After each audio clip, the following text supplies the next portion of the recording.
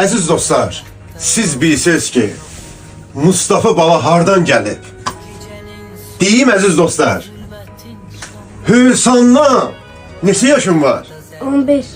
11 yaşında olan uşaq valideyninə, atasına deyib ki, apar məni Vüsal əmin yanına. Səni xoş gəlmişsən. Sağ olun. Harada izləyirdin məni? TikTok'tan. Son zamanlarda yoxsa çoxdan? Ya təzə zamanlarda isə. Sənin saçını necə işləyim indi? Vüsal stili. Vüsal istili. Sənə qurban olaram. Səni xoşbəxt olasan. Nə xoş mənim alma. Sevilirəm. Allah sizləri var eləsin həmişə. Allah sizi xoşbəxt eləsin. Əziz valideynlər, bir şey nəzərinizə çatdırın. Elə ailələr olar ki, imkanı olmaz. Uşaq istəyər mənim yanıma gəlməyi. Amma deməyin ki, bahadır. Baha, qırmayın uşağın ürəyini. Mən təmənnasız qulluğuzdayam. Əgər imkan yoxdursa, sizdən xahiş edirəm, mənim borcumdur. Heç bir uşağın qəlbini qırmayaq, sizə qurban olaram. Sənin saçı bir dənə Vüsal istili. Hə? Bəli. Can, bəlin şirin olsun. Başlayaq inşallah. Bəli, başlayaq. Allah, Məhəmməd, Ya ya Əli. Kainatta yoktu senin oxşarın.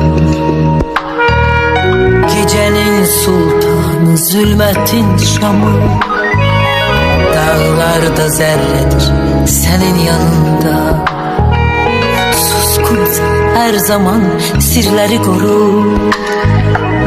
Zamanla danışma, zaman xəstədir. Onsuz da yüreğim dar qəfəsdədir. Zamanla danışma, zaman xəstədir. Onsuz da yüreğim dar qəfəsdədir. Qərib səmalarda qarşıla məni. Yeter ki sen məni qarşıla məni.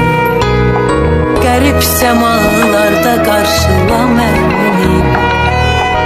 Yeter ki sen məni qarşıla məni. Kaybetsem bile her şeyi, bu aşkı yırtar giderim.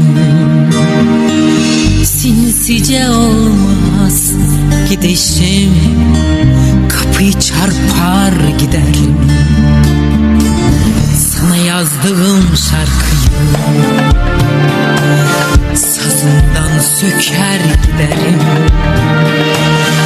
Ben ağlayamam bilirsin, yüzümü döker giderim. Köpeklerimden, kuşumdan,